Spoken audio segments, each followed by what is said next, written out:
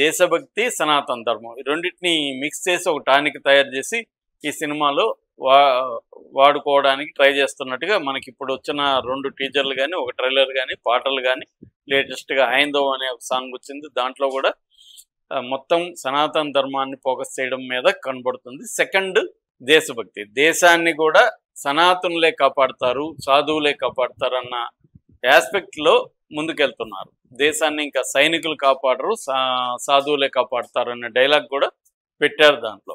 ఈ నేపథ్యంలో ఇక్కడేమో సెన్సార్ అంతా వీళ్ళ రాజ్యమే కాబట్టి ఇక్కడ కూడా వీళ్ళే చేసుకోగలరు కాబట్టి సెన్సార్ ఏం అబ్జెక్ట్ చేయలేదు. పైగా యూఏ సర్టిఫికేట్ ఇచ్చింది. ఈ వైలెన్స్ ఉంటే వేరే వాళ్ళకైతే ఏ సర్టిఫికేట్ ఇచ్చేది, కానీ పెద్ద కట్లేం లేకుండా యూఏ సర్టిఫికేట్ ఇచ్చేశారు. దుబాయ్లో ఇప్పుడు దీనికి ప్రాబ్లం అయిందని చెప్తున్నారు. ఎందుకంటే ఇది పాన్ ఇండియా సినిమా అంటే అర్థం pan world, global wise release అయితేనే దానికి డబ్బులు వస్తాయి.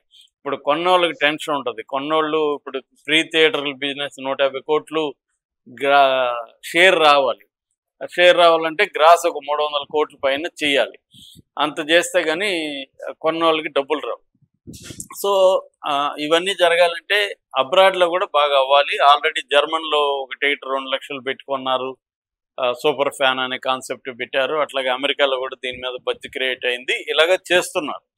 ఇప్పుడు ఏమైందంటే దుబాయ్లో ఒక ప్రాబ్లం వచ్చిందని చెప్తున్నారు. దుబాయ్ సెన్సార్ ఇవ్వడానికి నిరాకరించిందని చెప్తున్నారు. దానికి ప్రధానంగా 2 కారణాలు లేదా 3 కారణాలు అని చెప్తున్నారు. ఒకటి, ఇది హిందూ మతాన్ని హైలైట్ చేస్తూ ముస్లింలను విలన్గా చూపిస్తుంది అనేది వాళ్ళు, ఎందుకంటే అది ప్రధానంగా ముస్లిం దేశం కాబట్టి దుబాయ్, అదొక కారణం. రెండో కారణం, చైనా వాళ్ళని విలన్గా చూపిస్తున్నారు. అది దుబాయ్కి ఇష్టం లేదు. ఎందుకంటే దుబాయ్ చైనాకి మధ్య సత్సంబంధాలు ఉన్నాయి. చైనా వాళ్ళని విలన్గా చూపించే సినిమాకి మేము సెన్సార్ ఇవ్వడం కష్టం అనేది రెండవ కారణం. మూడవ కారణం, దేశాన్ని సైనికులు కాదు కాపాడేది సాధువులు అనే డైలాగ్ అని తీసేయమని కూడా వాళ్ళు అడిగారు. అంటే సాధువులు దేశాన్ని ఎలా కాపాడతారు, సైన్యం కదా కాపాడాలి దేశాన్ని, ఇది ఎలా మేము ఒప్పుకుంటామనేది కూడా అంటున్నారు.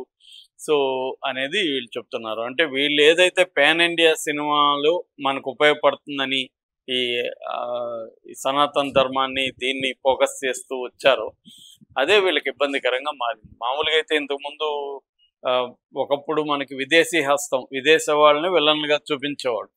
ఆ తర్వాత గ్లోబల్లో వచ్చిన చేంజెస్ తర్వాత మనం పాకిస్తాన్ మాత్రమే విలన్గా చూపిస్తూ సినిమాలు తీస్తున్నాం. ఎందుకంటే మన దేశ భద్రతకి ఇబ్బంది ఎవరంటే పాకిస్తాన్ వాళ్ళే. ఎట్లాగూ పాకిస్తాన్ ఎనిమి కాబట్టి సినిమాల్లో కూడా అది నడుస్తుంది, ఇబ్బంది లేదు. కానీ చైనాతో మనకి రిలేషన్షిప్స్ అనేవి క్లియర్గా లేవు. చైనాతో నిజానికి మంచి రిలేషన్షిప్సే ఉన్నాయి. ఈ మధ్యకాలంలో చైనాను మనం విలన్గా ప్రొజెక్ట్ చేయట్లేదు. ఈ మధ్య చైనాతో దగ్గరయ్యాడు కూడా మోడీ. ఎందుకంటే ట్రంప్ని ఎదుర్కోవాలంటే చైనా ఇండియా కొంత కలవాలన్న ఇది ఏర్పడింది. అట్ ద సేమ్ టైం చైనాతో మనకి టెన్షన్లు కూడా ఉన్నాయి. ముఖ్యంగా భూభాగానికి సంబంధించిన టెన్షన్లు కావచ్చు. ఈ మధ్య కూడా అక్కడ అరుణాచల్ ప్రదేశ్ సంబంధించిన ఒక ఆవిడ చైనాలో షాంఘై ఎయిర్పోర్ట్లో ఆమెను దాదాపు 90 గంటలు నిర్బంధించారు. ఆమె పాస్పోర్ట్లో అరుణాచల్ ప్రదేశ్ అనే పదం ఉండవద్దు, అది మాది అరుణాచల్ ప్రదేశ్ అని అక్కడ చెప్పారు. ఇలాంటి టెన్షన్లు అయితే మనకి చైనాకి ఉన్నాయి. అవి చిన్న చిన్న టెన్షన్లు తప్ప పాకిస్తాన్ లాగా చైనాని మనం విలన్గా ప్రొజెక్ట్ చేయలేము. ఈ కాంటెక్స్లో ఈ సినిమాలో చైనాని విలన్గా ప్రొజెక్ట్ చేస్తే అది ప్రాబ్లం ఇండియాలో కూడా అవ్వచ్చు. కానీ ఇక్కడ అయితే సెన్సార్ ఇచ్చేశారు.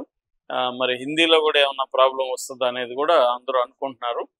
దుబాయ్లో మాత్రం ఇప్పుడు సెన్సార్ అడ్డుపడిందని చెప్తున్నారు. సో ఇప్పుడు దుబాయ్లో కూడా దాన్ని మరి డైలాగ్ వాళ్ళు చెప్పినవన్నీ కొన్ని ఏమన్నా తీస్తారా, లేకపోతే దుబాయ్లో రిలీజ్ ఆగిపోతుందా అనే విషయాల్ని మనకు కొద్ది రోజులు అయితే కానీ క్లారిటీ రాదు. ఏదేమైనా దుబాయ్లో సెన్సార్ వీళ్ళకు షాక్ ఇచ్చిందని మాత్రం వార్తలు వస్తున్నాయి.